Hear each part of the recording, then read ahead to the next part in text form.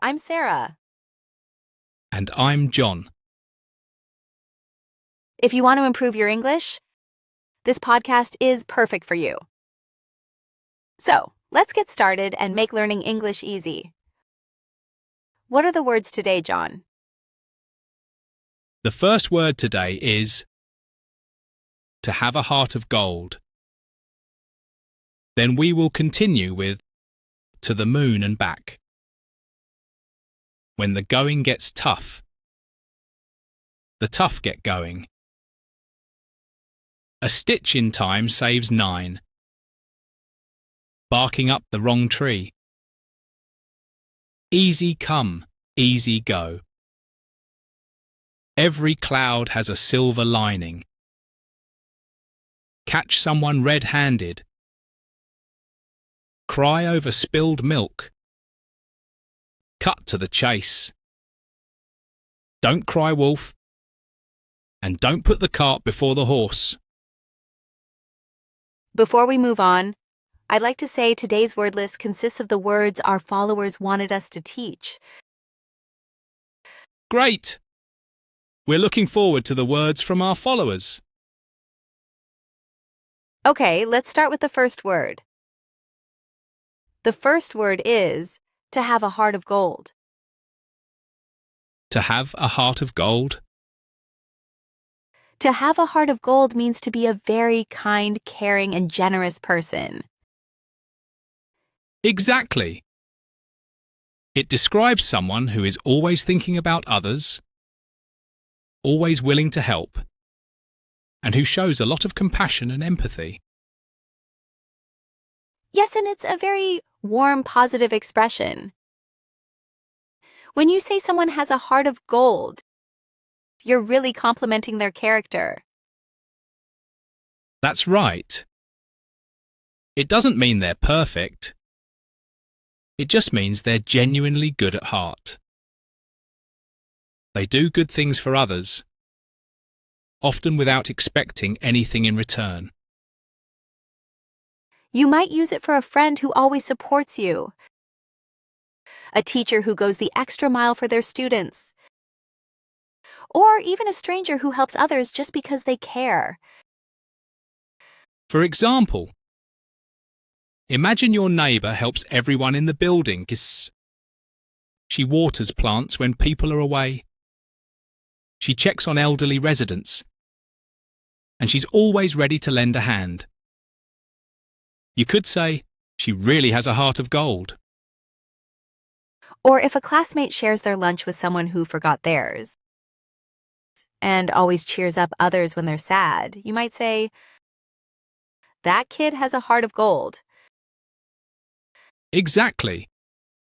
And sometimes we use it to describe someone who might seem tough on the outside, but is actually very kind deep down.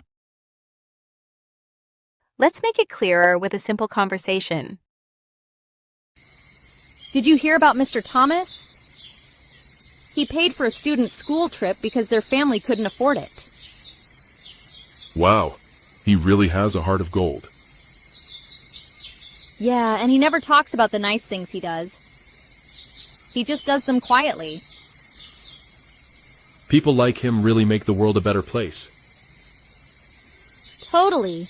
We're lucky to have him as our teacher.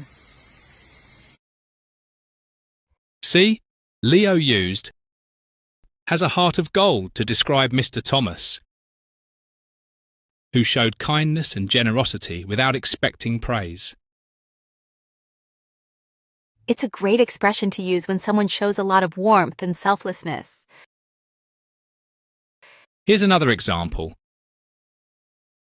Don't be fooled by his grumpy face. He has a heart of gold. Or, my grandmother has a heart of gold. She always helps everyone in the neighborhood and never complains. So remember, if someone is truly kind and generous, especially when they do good things, just because they care, you can say they have a heart of gold. It's a beautiful compliment, and we all know someone who deserves it. All right, ready for the next one? Yes, let's move on to the next phrase. To the moon and back. To the moon and back. To the moon and back is a way of saying that you love or care for someone very, very much. It means your love is incredibly strong. As far as the moon and back, which is a huge distance. Exactly. It's not meant to be taken literally, of course. It's just a sweet, powerful way to express deep love or affection. People often use it when talking to children, partners, family members, or close friends. It's commonly heard in stories or bedtime routines too. That's true. In fact, many parents say this to their kids to show how much they love them. It's like saying, I love you more than anything in the world. Right. And it's a beautiful way to make someone feel really special. Because it's not just love. It's huge love. Let's make it clearer with a simple conversation. Mom, how much do you love me? I love you to the moon and back. That's a really long way. It sure is. And that's how much I love you every single day. Even more than your favorite dessert?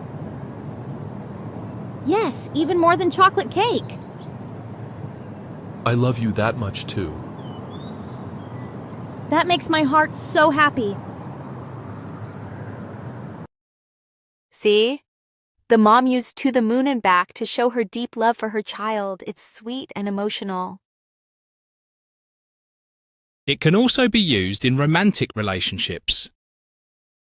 For example, I love you to the moon and back, and I always will. Or with friends. She's my best friend. I trust her and love her to the moon and back.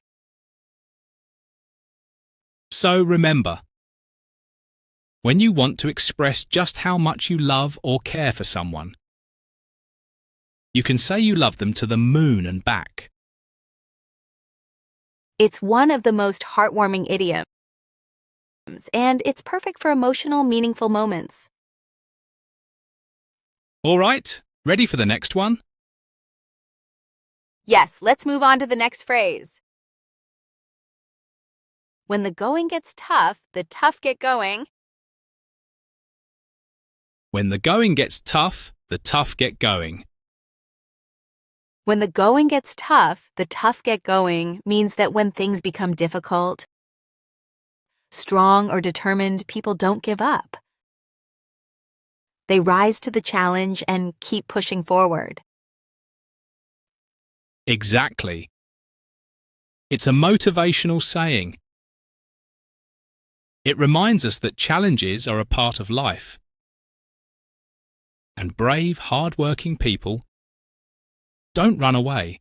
They take action. Yes, instead of quitting or complaining, they keep moving. They work harder. And they try their best to overcome the difficulty. You might hear this phrase in sports, at school, or even at work. It's all about showing strength during hard times. Let's make it clearer with a simple conversation. This exam is so hard. I feel like giving up. Come on, Liam, you can do this. Remember, when the going gets tough, the tough get going. Easy for you to say. You're always calm under pressure. Not always. I just remind myself that giving up won't help. Let's take a deep breath and keep going together. Okay, thanks. I needed that. Let's finish this strong. Here's another example. The project deadline was tight, but our team didn't panic. When the going got tough, the tough got going. Here's another example. The project deadline was tight, but our team didn't panic. When the going got tough, the tough got going. Or life isn't always easy, but my mom is so strong. When the going gets tough, she gets going. So remember, this phrase is a great way to show that strong people don't stop when life gets hard. They keep moving forward. It's a great reminder to stay determined, even when things aren't going your way. All right, ready for the next one? Yes, let's move on to the next phrase. A stitch in time saves 9. A stitch in time saves 9. A stitch in time saves 9 means if you fix a small problem right away, it stops it from becoming a bigger problem later. Exactly. The idea comes from sewing. If there's a small tear and you stitch it now, you only need 1 stitch. But if you wait, that tear could grow. And then you might need 9 stitches to fix it. And of course, this applies to more than just clothes. It could be anything. Fixing a leaky tap, solving a misunderstanding, or even starting a task early to avoid a rush later. Right. It's really about being proactive. Take care of issues while they're still small. And let's be honest, most of us are guilty of putting things off sometimes. Guilty as charged. But every time I do that, I end up spending more time and energy later. Exactly. So this idiom is like a little reminder from the past. Take care of it now, and you'll thank yourself later. Let's make it clearer with a simple conversation. My shoe has a tiny tear, but I'll deal with it later. You should fix it now. A stitch in time saves 9. You think it'll get worse? Probably. One small repair now could save you from needing a whole new shoe later. Good point. I'll sew it tonight. See? Ben used the phrase to give helpful advice. Fix it now, avoid bigger trouble later.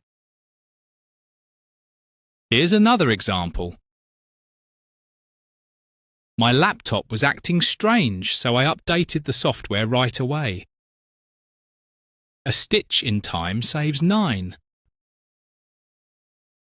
Or, she apologized immediately after the argument. That quick action saved the friendship. A stitch in time saves 9. So the next time you notice a small problem, don't ignore it. Deal with it early and save yourself a headache later. Wise words, and a classic idiom for a reason. All right, ready for the next one? Yes, let's move on to the next phrase. Barking up the wrong tree. Barking up the wrong tree. Barking up the wrong tree means you're focusing on the wrong thing or blaming the wrong person. Exactly. It's like when a dog barks at a tree thinking something is there, but it's actually somewhere else. Right. So if you're looking in the wrong place or asking the wrong person for help, you could be barking up the wrong tree. Sometimes we all do it. We get stuck on something that's not even the real problem. True. It's a great way to say someone's wasting their time on the wrong thing. Let's make it clearer with a simple conversation. I can't believe Tim didn't help me with the project. He's so lazy. Wait, Jake. Are you sure? I think you might be barking up the wrong tree. What do you mean? Well, Tim has had a lot of work lately, and he's been staying late at the office. Maybe he didn't help because he's too busy, not because he's lazy. I didn't know that. I was just frustrated. I guess I should have thought about it more. It happens. We all get upset, but next time, try to get all the facts before jumping to conclusions. Thanks, Lucy. I really appreciate you pointing that out. I'll talk to Tim tomorrow. See? Lucy helped Emma realize she was blaming Tim for something that wasn't his fault. Exactly. It's a great reminder to check if we're focusing on the right problem or person. Here's another example. If you think the problem is with the printer, you're barking up the wrong tree. It's actually the computer. Or, you're barking up the wrong tree if you think she's the one who made the mistake. I think it was someone else. So when someone is focused on the wrong thing, just say they're barking up the wrong tree. It's a simple way to tell them they're wasting time or blaming the wrong person. All right, ready for the next one? Yes, let's move on to the next phrase. Easy come, easy go. Easy come, easy go means that when something comes too easily or without effort, it can also be lost quickly or without much thought. Exactly. Like if you win some money in a game, you might spend it just as fast. Or even when you get something expensive without saving for it. It can feel less valuable, so you might lose it or let it go easily. Right. It's also a way to remind people not to get too attached to things that come easily. Yeah, if you didn't work hard for something, it's often harder to hold on to it. That's true. Let's make it clearer with a simple conversation. I just won $100 in the lottery. Wow, that's amazing. But you know what they say, easy come, easy go. I know, right? I'll probably end up spending it all without even realizing it. Exactly. Sometimes when things come too easily, we don't appreciate them as much. Yeah, I should be careful. I don't want to just blow it. Good idea. Maybe save a little for later.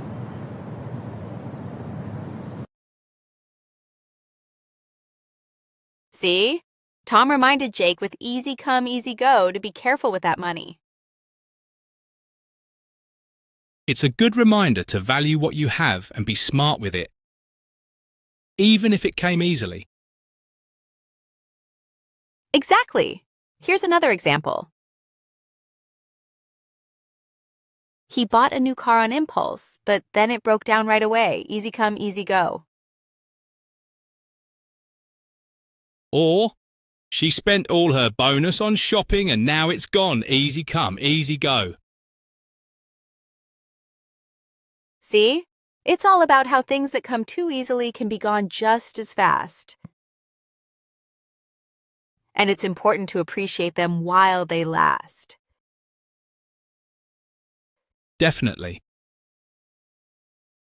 It's a good lesson to balance enjoying what you get, but also being mindful of how you handle it.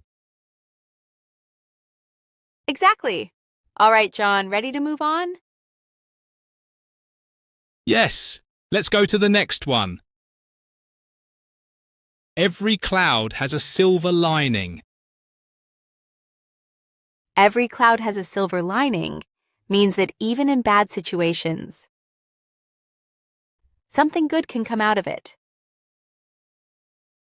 Exactly. It's like saying,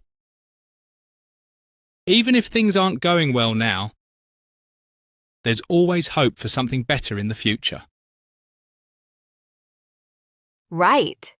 It helps you stay positive when things seem tough. It reminds you that bad times are just temporary. Exactly.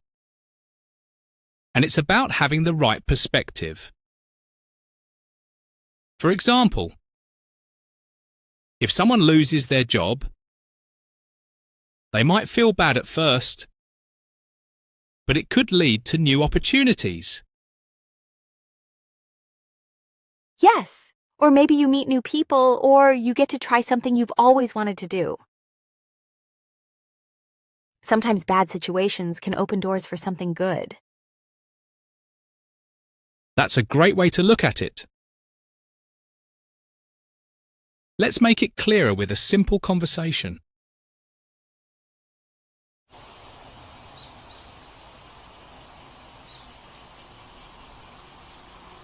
I can't believe I failed my exam. I studied so hard, but I still didn't pass.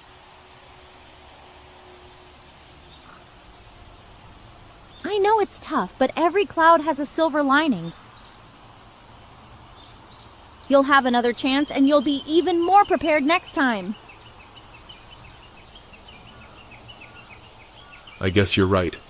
I'll study harder and do better.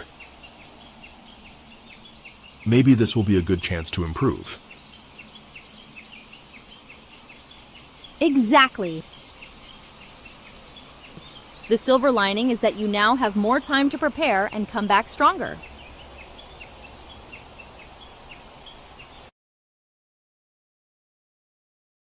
See? Lily is showing Olivia that there's something good in a bad situation. A second chance. Here's another example. I lost my wallet yesterday, but I found a $20 bill in my coat pocket. I guess every cloud has a silver lining. Or she missed the bus, but instead of being upset, she had a nice walk in the sunshine. Every cloud has a silver lining. See? It's all about finding the good in tough situations, no matter how small it might be. Exactly.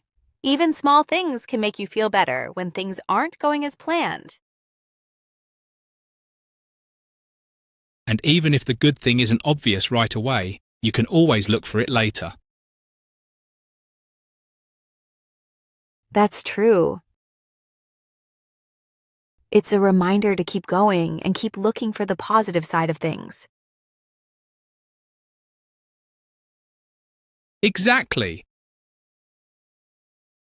So, no matter what happens, remember that every cloud has a silver lining. Ready for the next phrase, John? Yes, let's move on to the next one. Catch someone red-handed.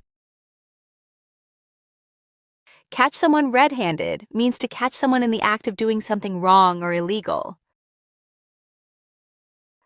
Exactly. It's like if someone is stealing and you see them doing it, you've caught them red-handed. Right. It's a way to say you've caught someone with proof. They can't deny it because you saw them do it. Yeah, and it's often used for situations where someone is caught doing something bad or sneaky. It's a pretty strong phrase because it means there's no way to escape the fact that they were doing something wrong. Let's make it clearer with a simple conversation. I'm sure I saw John take my lunch from the fridge. Really? You think he's been taking your lunch? Yeah, I saw him sneaking into the kitchen yesterday. Well, maybe you'll catch him red-handed today. I'm going to keep an eye out. If I catch him, I'll know for sure. See? Emma thinks she'll catch John red-handed if she sees him taking the lunch again. Here's another example. I caught my little brother red-handed sneaking cookies from the jar. Or the police caught the thief red-handed as he was trying to steal the car. So remember, when you see someone doing something wrong and you have proof, you've caught them red-handed. It's a great way to show that someone can't escape the truth of what they've done. All right, ready for the next one? Let's move on to the next phrase. Cry over spilled milk. Cry over spilled milk. Cry over spilled milk means to get upset about something that can't be changed. It's like worrying about something that's already happened and can't be fixed. Exactly. There's no point in being upset over mistakes or things you can't control. Just move on and learn from it. Right. For example, if you make a mistake at work and it's already done, there's no use crying over it. You can't undo it, but you can do better next time. Exactly. It's all about not wasting your time and energy on things that are already in the past. It's about focusing on the present and future. Exactly. So if you spill some milk, you don't need to cry about it. Just clean it up and move on. Good example. It's just like when things go wrong and we can't fix them. It's better to accept it and not keep dwelling on it. Absolutely. Let's make it clearer with a simple conversation.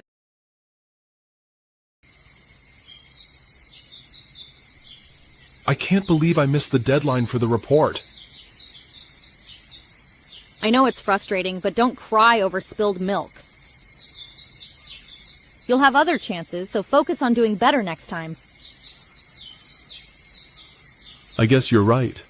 I can't change the past. But I can do better next time. Exactly. Just take what you've learned and move forward.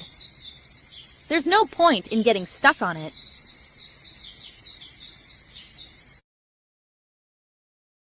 See?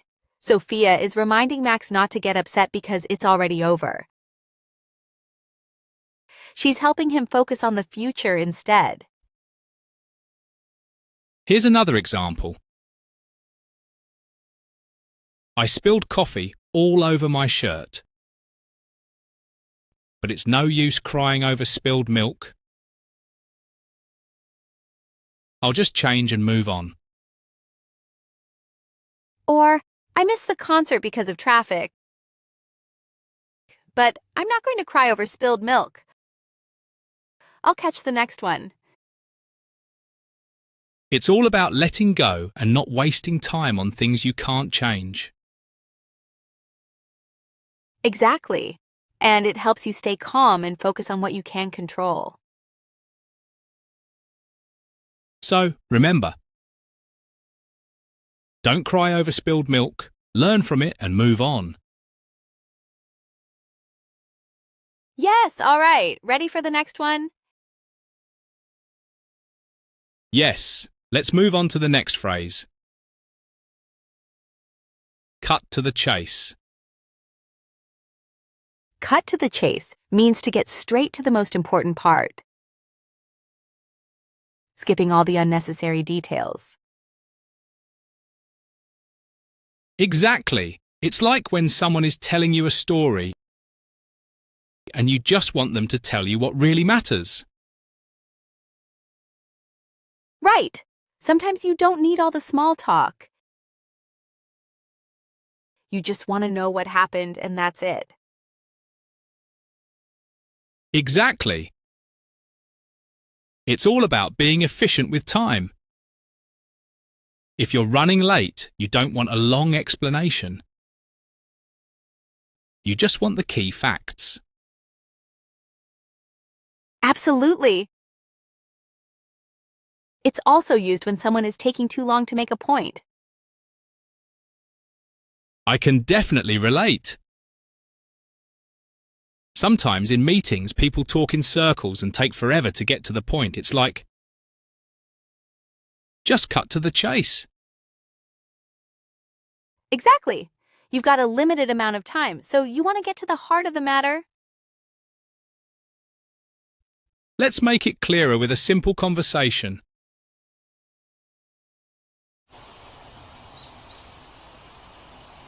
So I woke up this morning and had breakfast.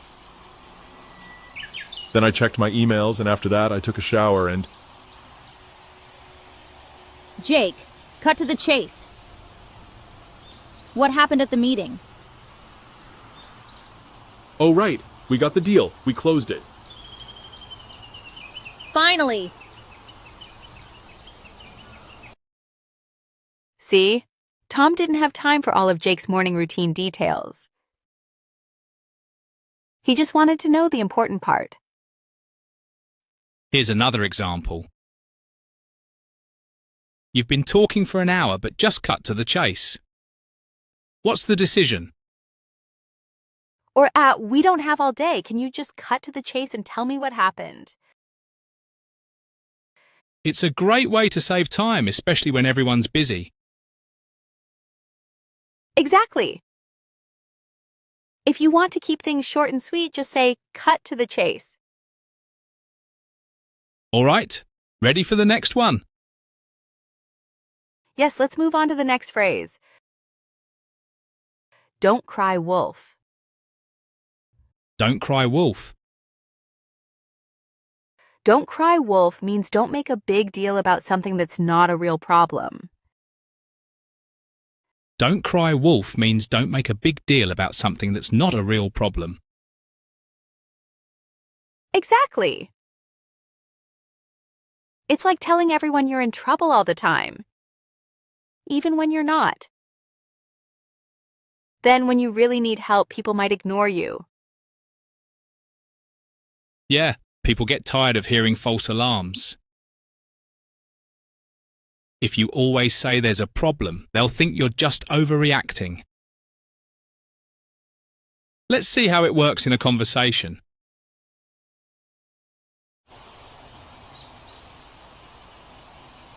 I think I heard something outside. Maybe someone's trying to break in. Don't cry wolf, Tom. It's just the wind. You always think there's a problem. You're right. I always overreact. Exactly. Don't cry wolf unless it's really something to worry about.